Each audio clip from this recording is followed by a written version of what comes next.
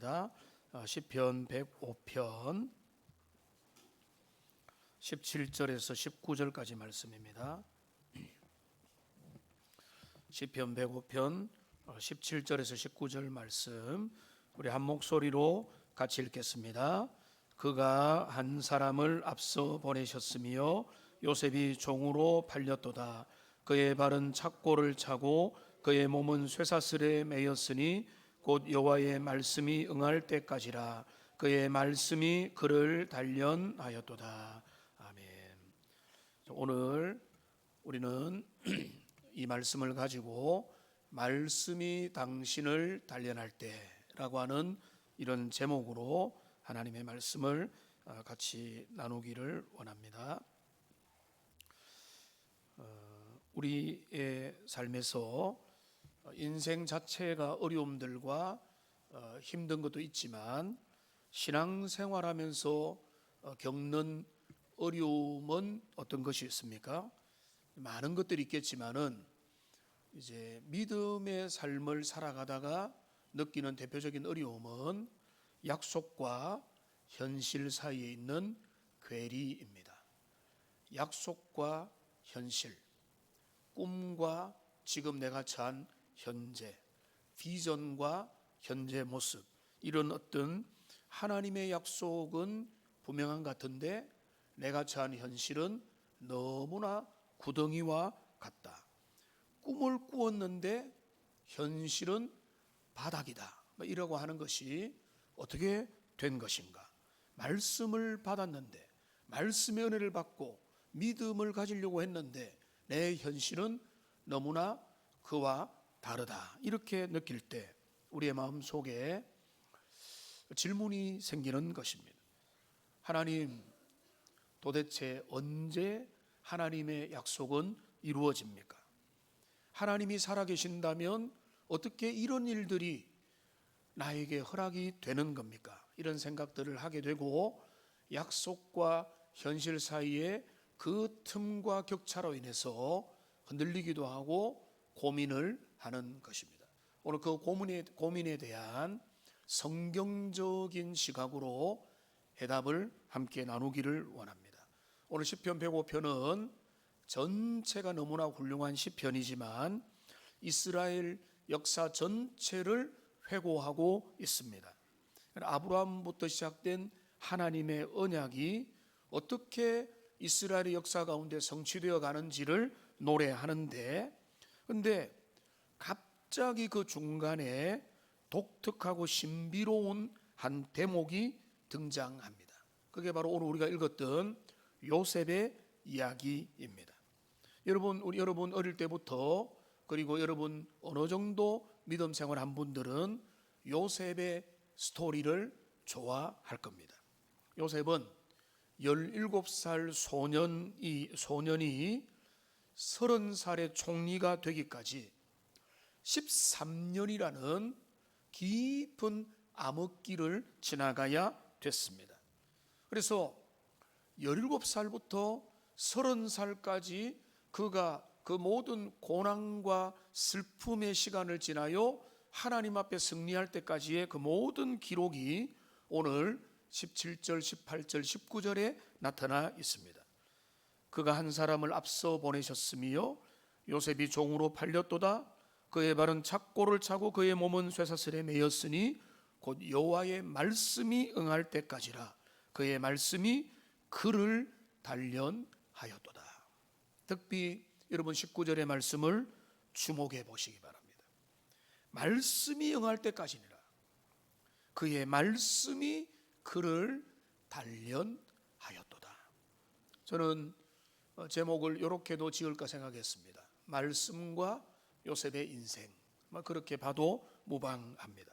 이 말씀 19절의 말씀을 깊이 근거에 두고 오늘 말씀을 묵상을 해보기 원하는데, 이 19절은 우리 인생, 특별히 신자의 고난을 성경적으로 해석할 수 있는 탁월한 말씀입니다. 그의 말씀이 응할 때까지 말씀이 그의 인생을 단련했다. 이 말씀을 깨닫고 믿음의 눈이 열리면 우리 인생을 재해석하고 믿음으로 그 길을 걸어가게 되는 것입니다. 지금 내가 이해할 수 없는 인생의 시련 속에 사는 분들이 계십니까? 여러분, 그 고난은 단순한 고생이 아니라 하나님의 거룩한 연단 과정이며 하나님이 저와 여러분들을 이끌어가기 위한 거룩한 섭리의 순간임을 우리는 요셉에 대한 시편 기자의 그 선언을 통해서 우리는 다시 한 번 더 재해석해야 되는 것입니다. 여러분, 요셉의 이야기는 항상 그가 꾸었던 꿈에서부터 시작합니다. 요셉은 17살에 두 가지 꿈을 꾸었습니다. 첫째는 뭐였습니까? 꿈에 형들의 곡식단이 자신의 단에게 절을 하는 그 꿈을 꾸었습니다. 또 하나의 꿈은 무엇이었습니까? 해와 달과 11별들이 그에게 경배하는 꿈을 꾸었습니다. 꿈을 꾸고 싶다고 꾸는 분이 있습니까? 내 의사와 관계없이 구약의 하나님께서 요셉의 인생을 향한 하나님의 꿈과 비전을 주신 겁니다. 근데 그 이후로부터 어떻게 됩니까? 그 꿈을 꾸었던 요셉의 그 시간부터 13년이라는 어마어마한 시간 동안에 그의 길은 한마디로 말하면 기구한 길을 걸어갔습니다. 형들의 시기와 질투, 구덩이에 던져지고 죽을 뻔했다가 살아났지만은 이스마엘 상인들에게 은 20에 팔려갔습니다. 애굽 땅에 끌려가서 노예 시장에 서게 되었습니다. 보디발의 집에서 종살이를 했습니다. 주인의 아내에게 성추행범이라는 모함을 당했습니다. 감옥에 갇혔습니다. 감옥에서 그는 풀려날 줄 알았지만은 2년 동안에 완전히 잊혀진 존재가 됐습니다. 꿈을 꾸었는데 꿈에서 본 영광과 그가 걸어가는 그 자리는 너무나 격차가 심하더라는 것입니다. 하나님이 꿈을 보여줬는데 주님이 그 비전과 보여준 그 꿈과 전혀 다른 인생의 길을 걸어가는다. 근데 여러분, 오늘 17절을 보면 놀라운 말씀이 소개됩니다. 그가 한 사람을 앞서 보내셨으며 요셉이 종으로 팔렸도다. 여러분, 여기 보면 두 가지 관점이 충돌하고 있습니다. 인간이 바라보는 관점은 뭔가 하면 항상 그렇습니다. 요셉이 종으로 팔렸다. 사람들이 그를 팔았다. 그는 노예 시장에 끌려갔다. 팔렸다. 여기에 집중하는데, 근데 여기 뭐라고 했습니까? 그게 아니라 오늘 본문에 보면은 이 그가 누구죠? 하나님이시죠. 하나님이 그 요셉을 앞서서 보내셨다는 거예요. 어쩔 수 없이 하나님이 허락했다가 아니죠. 아주 적극적인 표현입니다. 그가 앞서서 보내셨다. 여러분, 여기 팔렸다와 보내셨다는 정반대의 해석입니다. 팔렸다는 것은 내 인생 어쩔 수 없이 운명의 사슬에 내가 매였다, 이런 것입니다. 근데 그게 아니라 하나님께서 붙잡은 인생을 하나님이 그렇게 파송을 하셨다는 것입니다. 그러니까 요셉이 재수가 없어가지고 기구한 인명을 만나가지고 형들 잘못 만나고 가문에 잘못 태어나가지고 노예로 팔려갔다, 이게 세상의 관점이지만은 성경은 그걸 뭐라고 해석하는가 하면 그게 아니라 하나님께서 그를 먼저 애굽 땅에 하나님의 섭리의 도구로 사용해서 그를 먼저 보냈다는 것입니다. 여러분, 여기에 하나님의 위대한 섭리의 비밀이 있습니다. 형들은 요셉을 죽이려고 했지만은 하나님은 그 모든 수단과 방법을 이용해서 하나님의 선한 섭리를 진행해 가시는 겁니다. 그 야곱의 모든 가정을 기근에서 보호하고 민족을 이루기 위한 하나님의 특별 조치로서 요셉을 먼저 파송하신 것, 이것을 우리가 알죠. 여러분, 하나님께서는, 칼빈이 그렇게 주석을 했는데요, 하나님께서는 인간의 사악한 의지까지도 당신의 선한 목적을 이루는 도구로 사용하시는 겁니다. 그러니까 여러분, 우리가 이 땅에 일어나는 악한 자의 등장과 악당들이 여러분 주변에 어른거려도 여러분 그것 때문에 힘들어할 필요가 없습니다. 하나님의 선한 뜻은 그대로 이루어지기 때문에. 그러니까 여러분, 오늘 본문에 보면은 여러분 그 요셉이 반려간 것을 기구한 운명, 그 삶이 정말로 숙명론으로 이렇게 보는데, 그게 아니라 성경의 관점은 완전히 뒤집어서 하나님이 그를 보내셨다. 여러분, 여러분이 겪고 있는 고난의 현장은 어디입니까? 여러분 상처가 뭡니까? 여러분 삶에 마음에 들지 않는 부분이 무엇입니까? 여러분 직장에서 부당한 대우를 받고 있습니까? 가정에서 남 모르는 아픔들이 있습니까? 여러분 삶의 트라우마에 시달리고 있습니까? 말 못하는 어려움과 위기, 사람들은 아무도 내 삶의 어려움과 역경에 대해서 동감 안 해주고 모를 것이다, 말해봐야 내가 좋은 거 없다, 이런 생각을 하고 있습니까? 근데 여러분, 오늘 이 말씀을 통해서 요셉의 인생을 해석하는 시편 기자의 말씀을 따라 여러분 인생의 주어를 바꾸는 은혜가 있기를 소망합니다. 여러분 인생은 운명에 끌려가는 것이 아니라 하나님께서 여러분의 삶을 하나님이 주관하시고 이끌어가시고 섭리하고 계시는 것입니다. 이 섭리의 하나님을 믿음으로 인정하는 하나님의 사람들이 되시기를 주님의 이름으로 축원합니다. 여러분, 그렇기 때문에 사람이 나를 괴롭히고 부모와 환경과 조건이, 내 남편이, 내 배우자가, 우리의 직장의 상사가 누군가 나를 힘들게 하는 것이 아니라 하나님이 나를 이곳에 보내셨다. 하나님이 나를 하나님의 섭리의 놀라운 수단을 위해서 나에게 이 자리를 허락해 주셨다. 요셉이 보디발의 집에 노예로 팔려간 것이 아니라 그냥 훗날 애굽의 경제를 운영하기 위해서 경영 수업을 받은 것입니다. 요셉이 그냥 감옥에 간 것이 아니라 감옥 안에서 애굽의 정치 철학을 배우게 된 것입니다. 여러분, 고난은요, 그 고난을 어떻게 해석하느냐에 따라서 완전히 달라지는 것입니다. 고난을 통해서 하나님은 하나님의 백성을 다룹니다. 우리가 그 고난을 정당하게 받아들이기만 하면은 고난 속에서 인격이 연단되고 하나님의 사람으로 훈련받고 믿음으로 자라가게 되는 것입니다. 그러므로 여러분, 화면을 보고 잘 기억하십시오. 여러분은 피해자가 아니라 사명자입니다. 한번 화면 같이 한번 읽어보겠습니다. 당신은 피해자가 아니라 사명자입니다. 여러분, 피해자라고 하는 생각, 나는 둘째로 태어나서, 막내로 태어나서, 딸로 태어나서, 부모 잘못 만나서, 환경 잘못 만나서 언제까지 그 탓을 하겠습니까? 여러분, 그렇습니다. 복음을 모르고 주님을 모르고 하나님의 섭리를 모르는 사람은 피해자 코스프레를 합니다. 그런데 여러분, 하나님의 사람은 피해자가 아닙니다. 말 못할 역경 가운데서도 하나님의 섭리를 생각하는 거예요. 주님이 나를 그렇게 세우신 데는 이유가 있다. 내가 고난받는데도 이유가 있다. 그러니까 여러분, 우리의 인생에 대한 해석을 바꾸면, 하나님을 주어로 만들면, 그럼 우리가 어떻게 됩니까? 하나님은 실수하지 않으신다. 하나님은 우리의 삶을 헛되이 하지 않으신다. 이런 고난을 주고 이런 어려움을 주고 이런 기도 제목을 주시는 것도 하나님의 뜻이다. 그걸 잘 감당하라고 하는 주님의 훈련 학교다라고 하는 그 믿음으로 시각이 바뀔 때 우리 인생을 새롭게 바라볼 수 있게 되는 것입니다. 여러분, 요셉의 발걸음을 따라가 봅시다.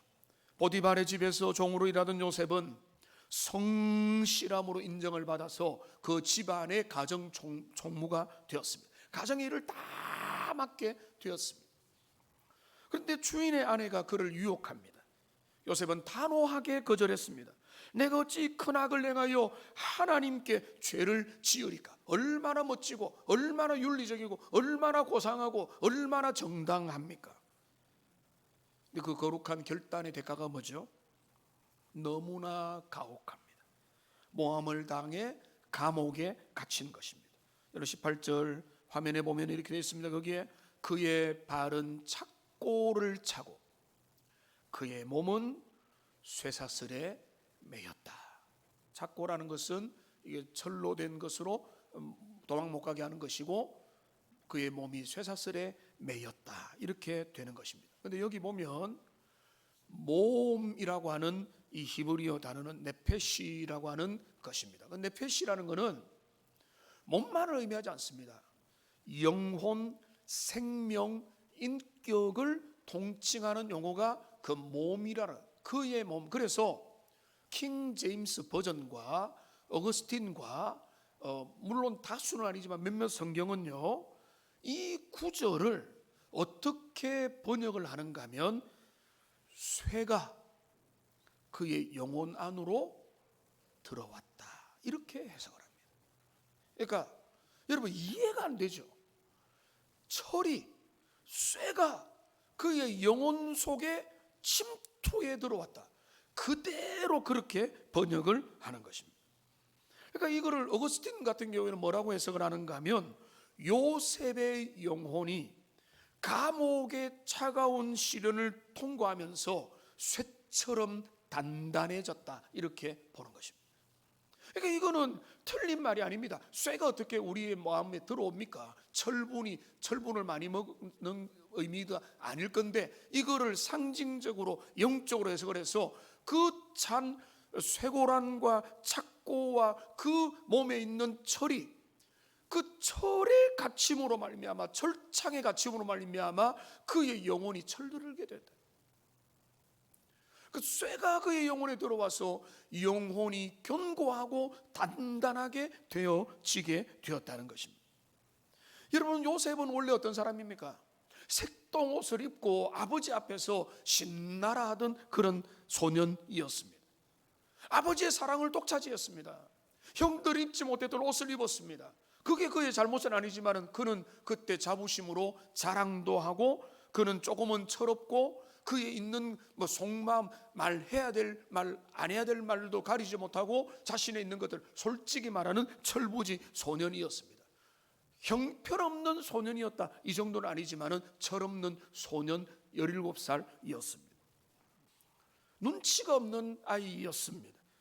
그런데 그가 애굽의 총리가 되어 제국을 다스리고 7년의 대기간이라는 재난을 관리하려면 이런 17살 소년은 그 일을 하지 못합니다. 그가 다루어지지 않으면 그가 연단되고 훈련되고 그 인격이 강철같이 굳은 의지가 아니면 그 일을 어떻게 감당합니까? 17살 소년은 그가 사랑스럽기도 하고 그가 기특하지도 하지만은 그에게 준비 안 된 모습들이 너무너무 많이 있는 것입니다.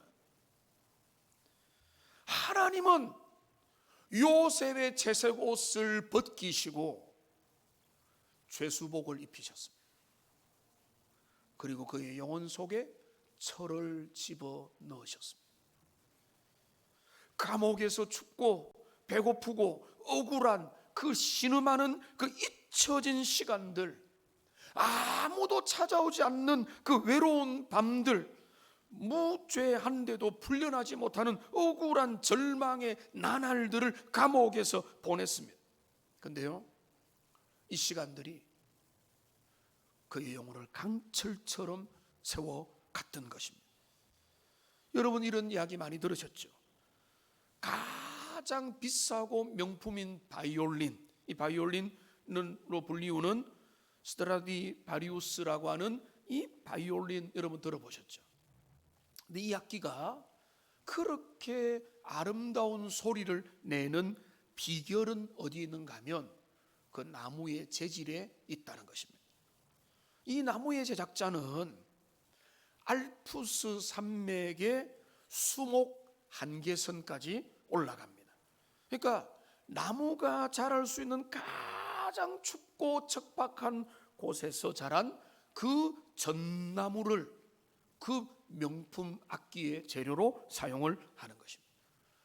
제가 한라산이나 지리산 눈길을 본 적이 있습니다. 그게 나무들이 지탱을 하고 그 겨울을 나는 모습인데 그 수목의 한계선에서 비바람을 뚫고 온갖 그 풍설을 통과해서 견뎌왔던 그 전나무를 구해와서 그거를 다듬어서 악기를 하니까 그 소리가 너무 아름답더라고요.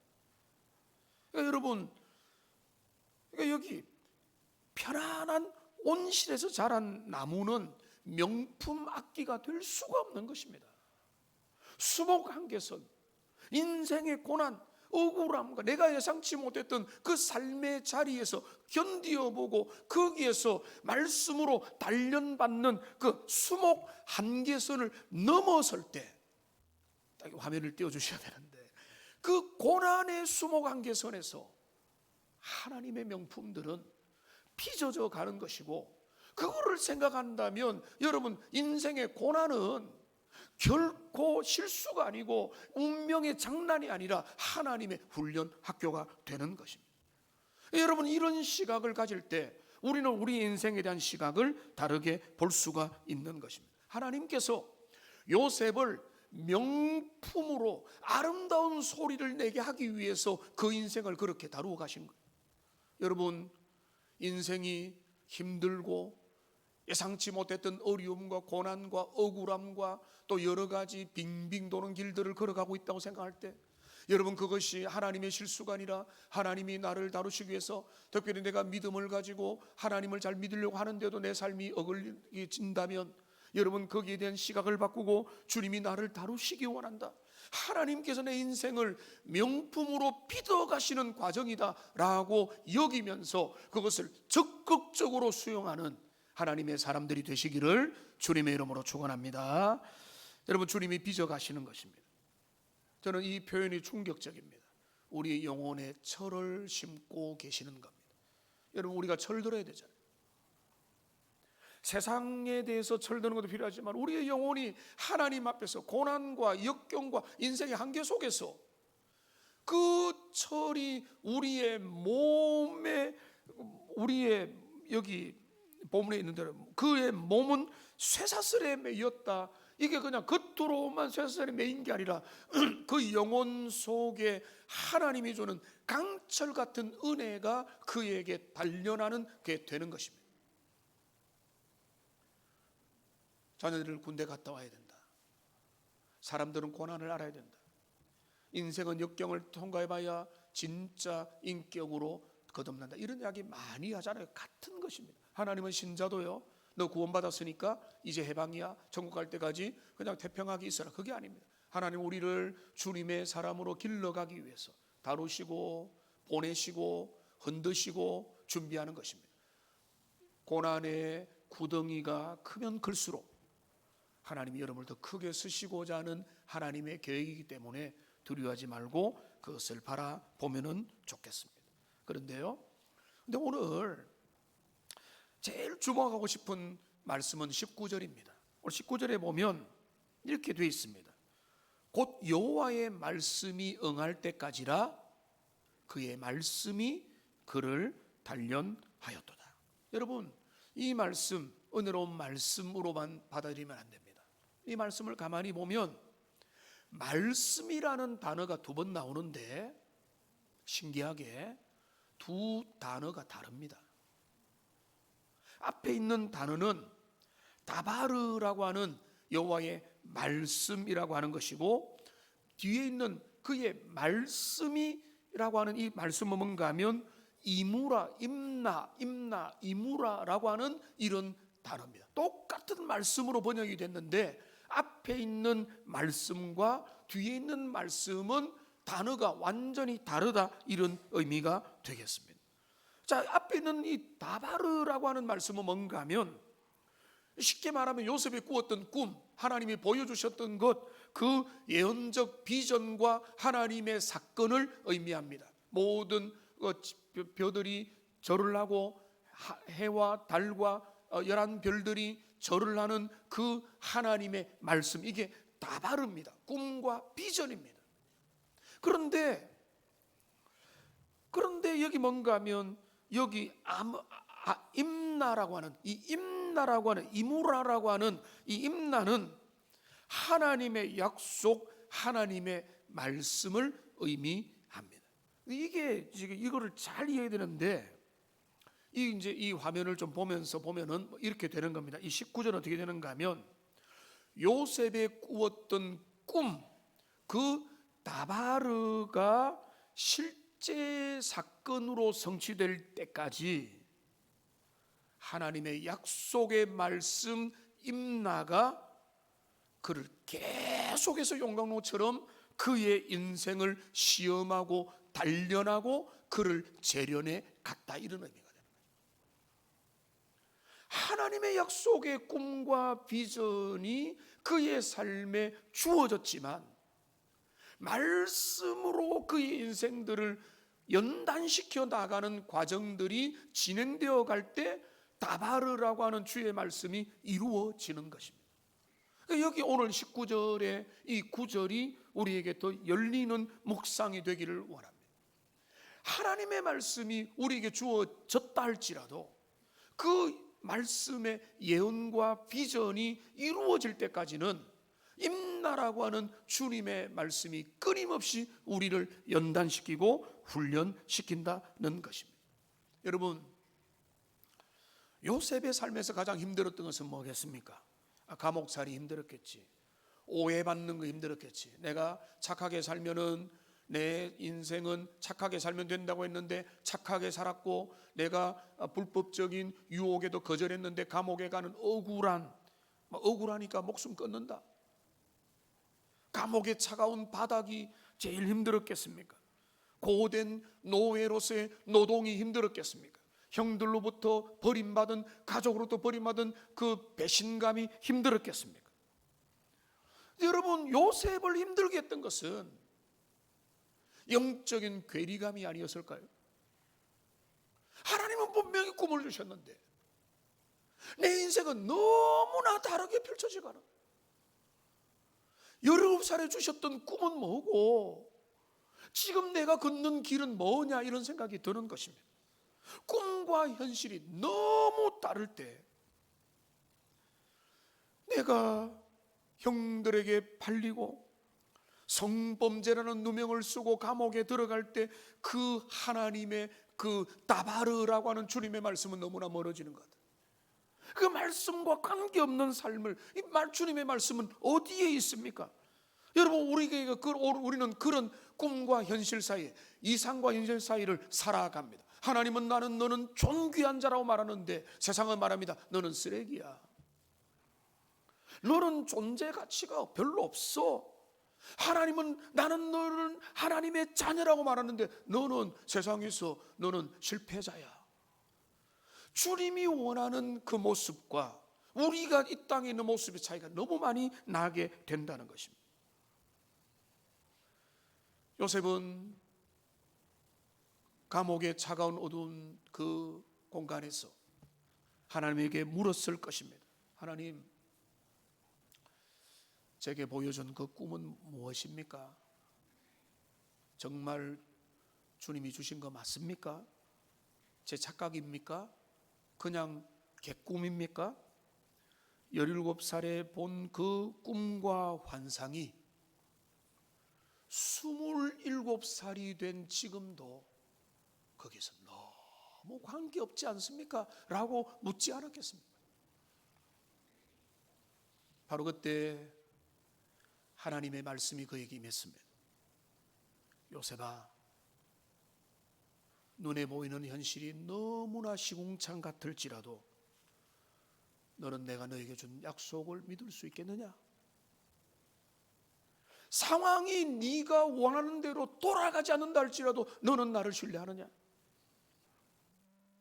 모든 증거가 아니라고 해도 너는 나를 믿고 너의 인생을 끝까지 걸어올 수 있겠느냐? 주님은 그 말씀으로 그에게 훈련시키고 연단하시고 찾아가시는 것입니다.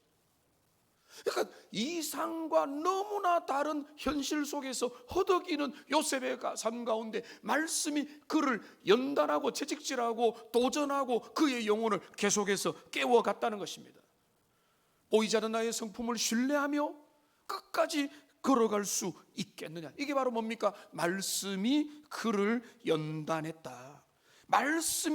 그의 말씀이 그를 단련시켰다. 하나님이 보여준 약속의 말씀과 내 삶에 있는 처절한 현실 가운데서 고민하고 흔들리고 맞습니까? 묻는 상황 가운데 주님은 끊임없이 하나님의 성품과 신실함과 말씀으로 그 인생을 도전하고 그를 훈련시키고 그의 믿음을 테스트했다는 것입니다. 여러분 19절에 나타나는 여기 단련하였다. 이 단련하다는 단어는요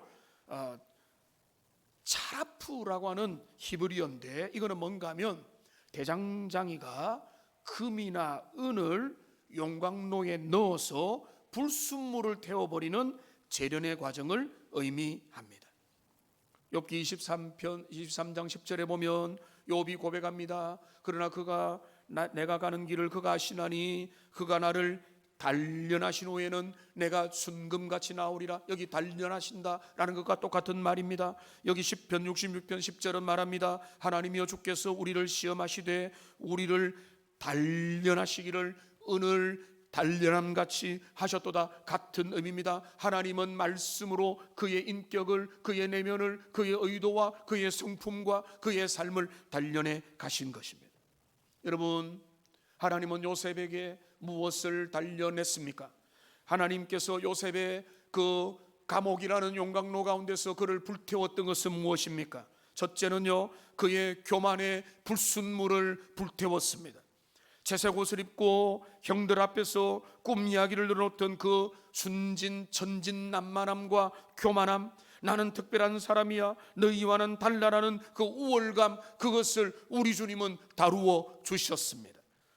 또한 두 번째로는 세상적인 인과응보에 기대하는 심리를 하나님은 다루어 주셨습니다. 착하게 살면, 양심껏 살면 성실하게 인정받고 성공할 것이라고 하는 그 순수한 기대, 선행에는 상이 따르고 악행에는 벌이 따른다고 하는 인과응보의 세계관에 갇혀가지고 그는 그렇게 열심히 살기만 하면 될 거라고 생각했습니다. 거기에 꺾였습니다. 요셉은 선하게 살았습니다. 보디발의 아내의 유혹을 거절했습니다. 그런데 그 대가는 감옥이었습니다. 억울한 모함과 누명을 통해 요셉은 인간의 의지와 공로가 아니라 오직 하나님의 주권과 신실함만을 바라보도록 하나님이 훈련시킨 것입니다. 내가 착하게 사는 게 인생의 해답이 아니구나. 내 인생은 주님 앞에 있는 곳이나 인과응보라고 하는 이 땅에 많은 사람이 가지고 있는 그것마저도 주님이 그 용광로에서 불태우게 만드는 거예요.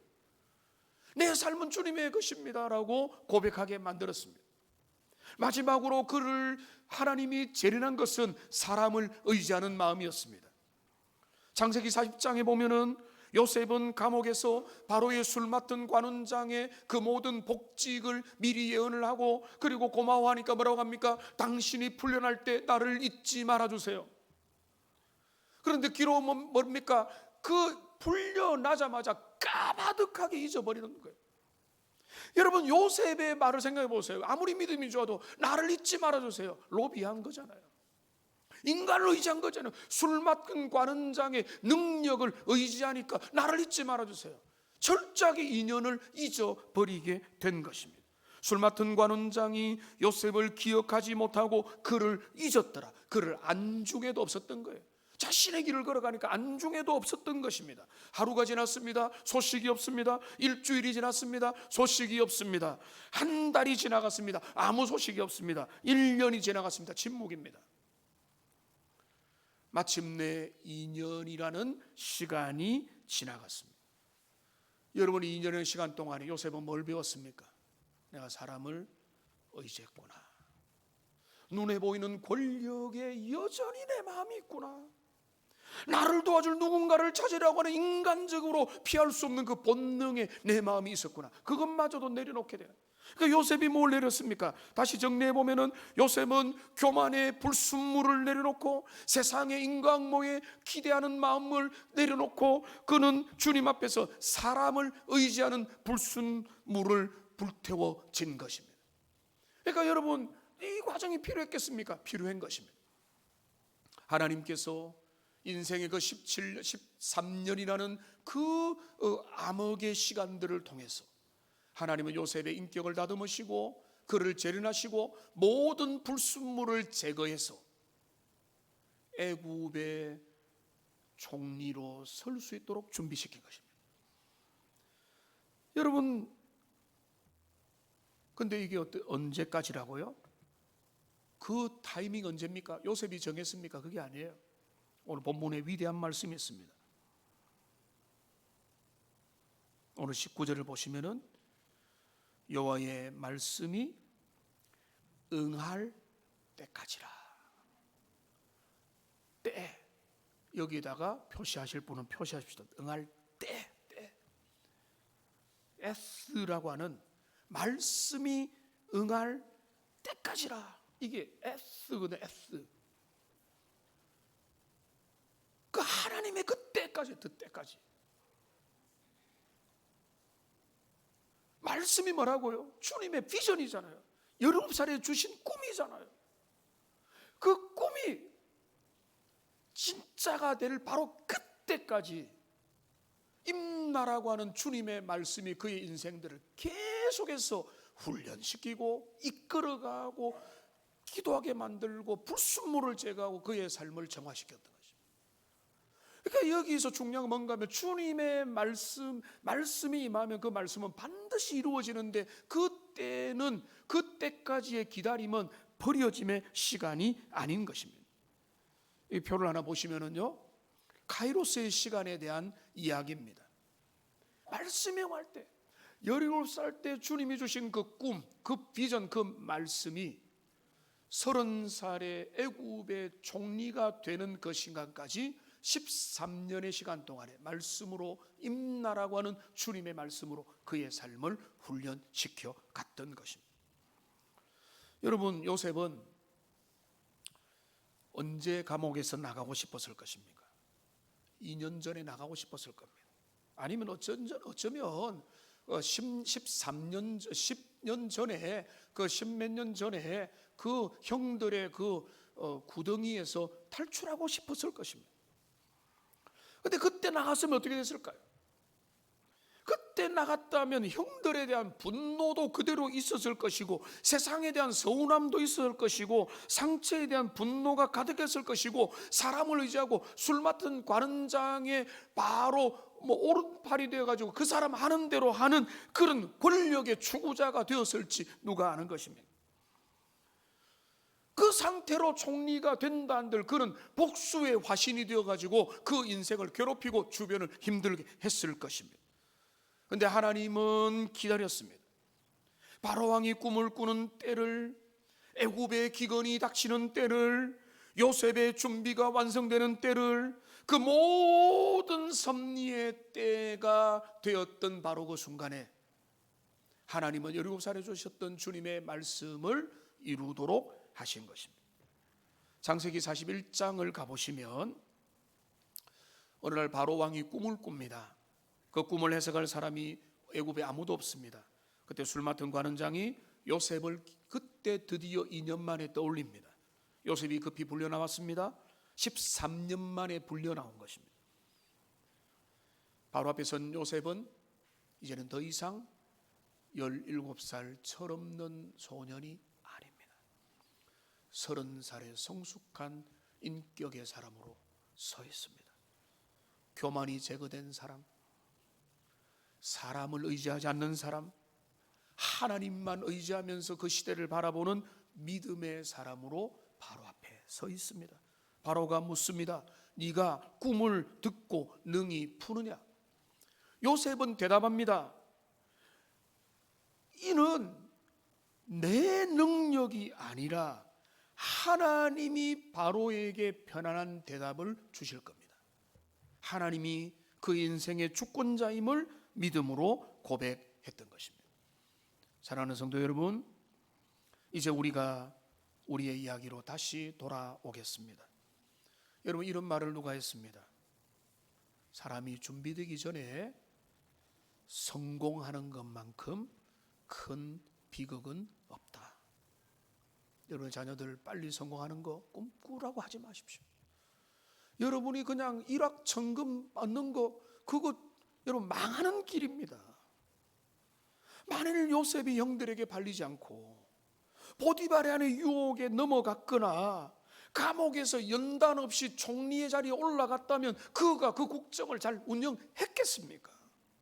권력을 휘두르고 형들을 잡아 죽이고 욕망을 채우는 폭군이 되었을 수도 있는 것입니다. 13년의 말씀의 단련을 통해서 그는 복수의 신이 아니라 지배자가 아니라 구원자로서, 중보자로서, 용서와 사랑의 사람으로서 등장하게 된 것입니다. 그는 창세기 50장에서 이 위대한 고백을 주님 앞에 드리죠. 50장 2절에 보시면 이렇게 되어 있습니다. 당신들은 나를 할애하였으나 하나님은 그것을 선으로 바꾸셨다. 인생 고백이잖아요. 이제 오늘 이제 말씀을 정리하겠습니다. 여러분이 지금 당하는 고난을 재해석하시기 바랍니다. 내 인생은 꼬였다. 나는 상처 너무 많이 받았어. 이런 말 제발 하지 마세요. 주님을 모르는 사람은 그 말 할 수 있어요. 주님을 아는 사람은 그렇게 말하지 않습니다. 하나님의 섭리가 있다. 하나님이 그 모든 걸 통해서 나를 단련시킨다, 훈련시킨다. 그 모든 것들을 통해서 주님의 뜻은 이루어진다라고 선포하시고, 여러분이 당하는 크고 작은 고난을 재해석하시고 믿음의 눈으로 바라볼 수 있어야 되는 것입니다.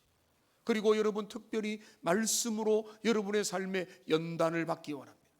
하나님의 비전의 말씀이 있다 할지라도 임나라고 하는 구체적인 말씀으로 순간순간에 인도를 받아야 끝까지 성취를 볼 수 있다는 것입니다. 중도 포기한 자는 말씀의 성취를 본 자가 없는 것입니다. 주님, 현실은 감옥이지만은 주님의 말씀이 나를 존귀하다고 하십니다. 나는 그 말씀을 붙들고 내 인생을 걸어가겠습니다. 믿음으로 갈 때 은혜를 주시는 겁니다. 마지막으로 예수 그리스도를 바라보십시오. 요셉은 예수님의 그림자입니다. 요셉은 우리 주님이 어땠습니까? 우리를 위해 팔리셨습니다. 죄 없으신데 십자가의 고난을 받으셨습니다. 무덤이라는 감옥에 갇히셨습니다. 근데 하나님이 그를 죽은 자 가운데서 일으켜서 만유의 주가 되게 하셨던 것입니다. 요셉을 달려냈던 하나님이, 예수님을 다시 살리신 그 하나님이 지금 우리의 하나님이신 줄로 믿습니다. 말씀이 응할 때는 반드시 오기 때문에 지금 당하는 이상과 현실의 격차 사이에서, 이상과 현실이 너무 크다 할지라도 지금의 상황을 주님의 눈으로 해석하며 믿음으로 기도하며 달려갈 때 어느 순간에 하나님의 때에 주님의 방법으로 주님의 우리의 인격을, 우리의 삶을 아름답게 들어서신다는 것을 인정하면서 믿음으로 하나님의 말씀의 연단을 받아가는 복된 인생 다 되시기를 주님의 이름으로 축복합니다. 기도하겠습니다. 살아계신 하나님 아버지, 오늘 시편 105편에 요셉을 향한 특별한 신적 해석을 우리가 살펴보았습니다. 하나님, 우리 인생을 사람들이 말하는 방식으로 해석하지 말게 도와주시고 믿음의 눈으로 해석할 수 있는 하나님의 사람들 되게 하여 주시옵소서. 예수님의 이름으로 기도합니다. 아멘.